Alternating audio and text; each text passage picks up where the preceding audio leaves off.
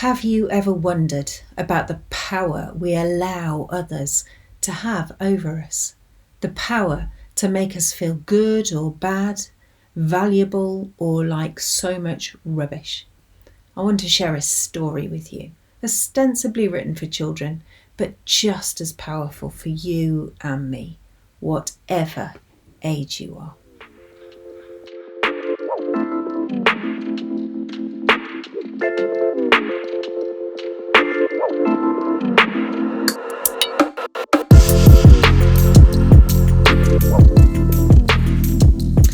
You Are Special by Max Lucado.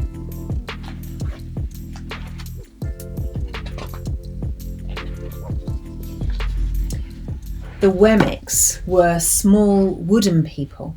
All of the wooden people were carved by a woodworker named Eli. His workshop sat on a hill overlooking their village. Each Wemmick was different. Some had big noses, others had large eyes, some were tall and others were short.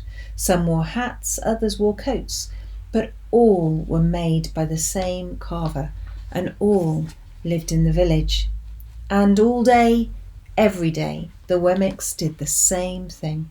They gave each other stickers. Each Wemmick had a box of golden star stickers and a box of grey dots. Up and down the streets all over the city, people spent their days sticking stars or dots on one another. The pretty ones, those with smooth wood and fine paint, always got stars. But if the wood was rough or the paint chipped, the Wemmicks gave dots.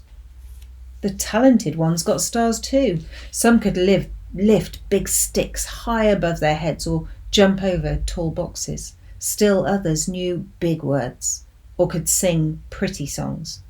Everyone gave them stars. Some Wemmicks had stars all over them. Every time they got a star, it made them feel so good. It made them want to do something else and get another star. Others, though, could do little. They got dots. Punchinello was one of these. He tried to jump high like the others, but he always fell. And when he fell, the others would gather around and give him dots. Sometimes when he fell, his wood got scratched, so the people would give him more dots. Then when he would try to explain why he fell, he would say something silly and the Wemmicks would give him more dots. After a while, he had so many dots, he didn't want to go outside. He was afraid he would do something dumb, such as forget his hat or step in the water. And then people would give him another dot. In fact, he had so many grey dots that some people would come up and give him a dot for no reason at all. He deserves lots of dots, the wooden people would agree with one another. He's not a good wooden person. After a while, Punchinello believed them. I'm not a good Wemmick, he would say. The few times he went outside, he hung around with other Wemmicks who had lots of dots. He felt better around them. One day, he met a Wemmick who was unlike any he'd ever met. She had no dots or stars. She was just wooden. Her name was Lucia. It wasn't that people didn't try to give her stickers. It's just that the stickers didn't stick. Some of the Wemmicks admired Lucia for not having dots, so they would run up and give her a star. But it would fall off. Others would look down on her for having no stars, so they would give her a dot. But it wouldn't stay either. That's the way I want to be, thought Punchinello. I don't want anyone's marks.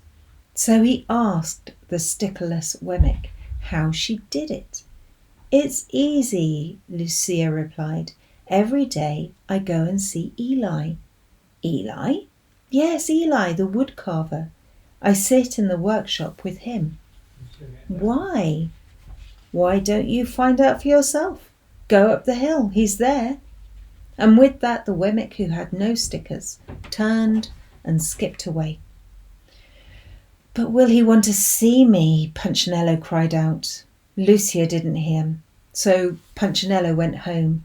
He sat near a window and watched the wooden people as they scurried around, giving each other stars and dots.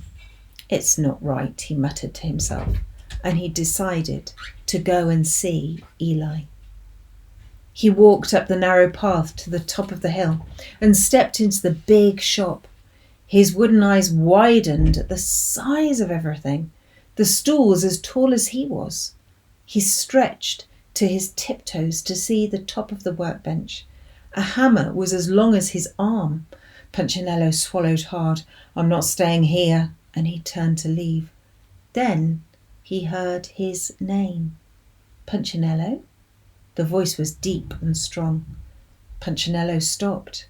Punchinello, how good to see you. Come and let me have a look at you. Punchinello turned slowly and looked at the large, bearded craftsman. You know my name, the little Wemmick asked. Of course I do.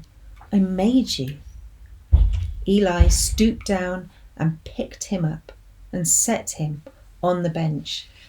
The maker spoke thoughtfully as he looked at the grey dots. Looks like you've been given some bad marks. I didn't mean to, Eli. I really tried hard. Oh, you don't have to defend yourself to me, child. I don't care what the other Wemmicks think. You don't? No, and you shouldn't either. Who are they to give stars or dots? They're Wemmicks, just like you. What they think doesn't matter, Punchinello. All that matters is what I think. And I think you are pretty special. Punchinello laughed. Me special? Why? I can't walk fast. I can't jump.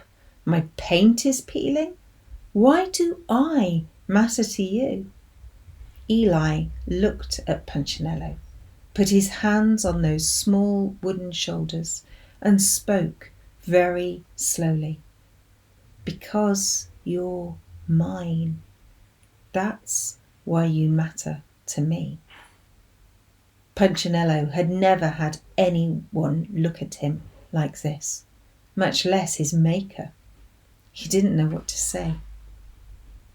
Every day I've been hoping you'd come, Eli explained. I came because I met someone who had no marks, said Punchinello. I know, she told me about you. Why don't the stickers stay on her? The maker spoke softly.